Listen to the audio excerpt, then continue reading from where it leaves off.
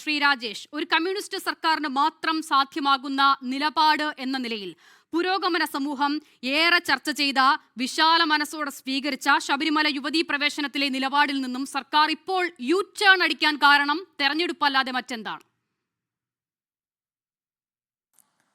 അല്ല, ഈ പല 24 അടക്കമുള്ള പല മാധ്യമങ്ങളും നാളെയാണ് സത്യവാങ്മൂലം കോടതിയിൽ സമർപ്പിക്കേണ്ടത്. അപ്പോൾ ഈ സത്യവാങ്മൂലം നാളെ സമർപ്പിക്കേണ്ട അവസാന ദിവസമാണ്. അപ്പോൾ ഈ സത്യവാങ്മൂലം സമർപ്പിക്കുന്നതിൻ്റെ ഭാഗമായി കേരള ഗവൺമെൻറ് സത്യവാങ്മൂലം സമർപ്പിക്കും, അതിൽ യാതൊരു തർക്കവുമില്ല. അപ്പോൾ അതുമായി ബന്ധപ്പെട്ടിട്ട് യു ടേൺ എന്നുള്ള വാക്ക് നിരന്തരം എല്ലാ ചാനലുകളിലും എല്ലാ ദൃശ്യമാധ്യമങ്ങളിലും ഇങ്ങനെ കാണുമ്പോൾ അതെന്താണെന്ന് എനിക്കത് മനസ്സിലാകുന്നില്ല. അത് യു ടേൺ അടിക്കുന്നത് എന്താണ്? ഇപ്പം ഇതുമായി ബന്ധപ്പെട്ടിട്ട് CPIM-ൻ്റെ ബഹുമാന്യായ സംസ്ഥാന സെക്രട്ടറി MV ഗോവിന്ദൻ മാഷ് പത്രസമ്മേളനം ഏതാനും മണിക്കൂറുകൾക്ക് മുമ്പ് ഇതുമായി ബന്ധപ്പെട്ടിട്ട് അദ്ദേഹം പാർട്ടിയുടെ നിലപാട് പറയുകയുണ്ടായി. സർക്കാരിൻ്റെ നിലപാട് സർക്കാർ നാളെ സത്യവാങ്മൂലത്തിൽ കൃത്യമായി അത് പറയുകയും ചെയ്യും. അത് എന്താണ് ആ സത്യവാങ്മൂലം എന്ന് നമുക്കറിയില്ല, നമ്മളത് കണ്ടിട്ടില്ല. നാളെ അല്ലെങ്കിൽ നമുക്ക് കോടതിയിൽ എന്താണ് ഗവൺമെൻറ്റിൻ്റെ നിലപാടെന്ന് നമുക്കറിയില്ല. നമ്മൾ ചില ഊഹാഭോഗങ്ങളിൽ ഇരുന്നു കൊണ്ട് ആണ് ഇത്തരം കാര്യങ്ങൾ ചർച്ച ചെയ്യുന്നതെന്നുള്ളതാണ് നമ്മൾ ആദ്യം മനസ്സിലാക്കേണ്ടത്. അത് യു ടേൺ അടിസ്ഥാനത്തിലാകില്ലല്ലോ, സ്വാഭാവികമായും ആധികാരികമായ വിവരത്തിന്റെ അടിസ്ഥാനത്തിലല്ല മാധ്യമങ്ങൾ ഇങ്ങനെ വാർത്ത കൊടുക്കുമെന്ന് താങ്കൾക്ക് തോന്നുന്നുണ്ടോ?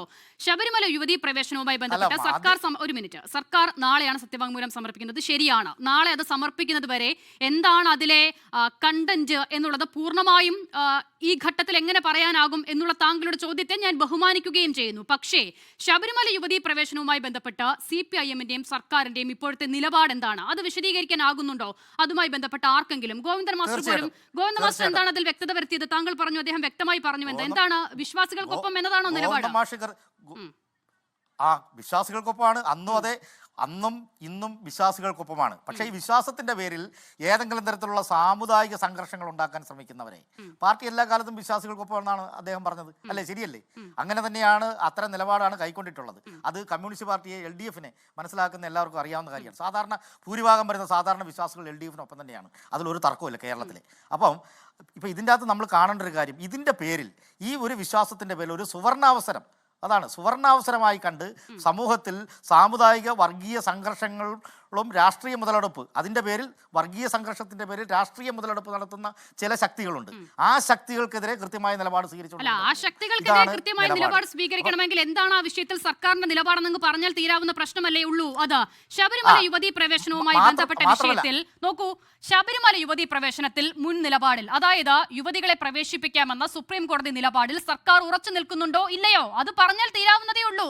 അതുമായി ബന്ധപ്പെടുത്തി ഈ നിലയിൽ താങ്കൾ പറഞ്ഞതുപോലെ നടക്കുന്ന സകല വിദ്വേഷ ശക്തികളുടെയും ശ്രമങ്ങൾ അതോടെ തീരും. അത് പറയാൻ എന്തിനാണ് മടി? ഒരു മടിയില്ല. അതിന് ഞാൻ പറഞ്ഞു വരട്ടെ, ഇത് സർക്കാരും സുപ്രീം കോടതിയും തമ്മിലുള്ളൊരു നിയമപ്രശ്നമല്ല ഇത്. അതാണ് സർക്കാരും അത് നിങ്ങൾ നരേറ്റ് ചെയ്ത് കൊണ്ടുവരുന്നത് എന്താണ്? സർക്കാരും പിന്നെ സുപ്രീം കോടതിയും തമ്മിൽ എന്തോ വലിയ നിയമയുദ്ധം നടക്കുന്നത്, അതിൽ സർക്കാരും സുപ്രീം കോടതിയും തമ്മിലാണ് ഇവിടെ വലിയ. പക്ഷേ ഇത് യഥാർത്ഥത്തിൽ എന്താണ്? ഇതൊരു നിയമപ്രശ്നം എന്നുള്ള നിലയിൽ ഈ വിഷയം മാത്രമാണോ? ശബരിമലയിലെ യുവതീ പ്രശ്നം മാത്രമാണോ പിന്നെ ഏപ്രിൽ 7-ന് വാദം കേൾക്കുന്നത്? 9 അംഗ ബെഞ്ചാണ്. 9 അംഗ ബെഞ്ച് വാദം കേൾക്കുന്നത്, സുപ്രീം കോടതിയിലെ 9 അംഗ ബെഞ്ച് വാദം കേൾക്കുന്നത് ഈ വിഷയം മാത്രമാണോ? നിരവധി പ്രശ്നങ്ങളില്ലേ സ്ത്രീകളുമായി? ഞാൻ ഒന്ന് പറഞ്ഞു തീർത്തോട്ടെ, ഒന്ന് പറഞ്ഞു തീർന്നിട്ട് നമുക്ക്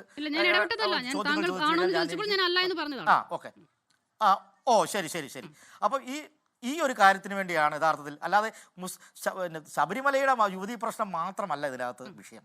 സ്ത്രീകളുമായി ബന്ധപ്പെട്ട് വ്യക്തിയുടെയും വിശ്വാസത്തിൻ്റെയും തുല്യതയുടെയുമായി ബന്ധപ്പെട്ടിട്ടുള്ള ഒരു നിയമപ്രശ്നമാണിത്. അത് ശബരിമല യുവതീ പ്രശ്നം മാത്രമല്ല, അല്ലെങ്കിൽ കേരള ഗവൺമെൻറ്റും പിന്നെ സുപ്രീം കോടതിയും തമ്മിലുള്ള ഏതെങ്കിലും തരത്തിലുള്ള നിയമയുദ്ധവും അല്ല.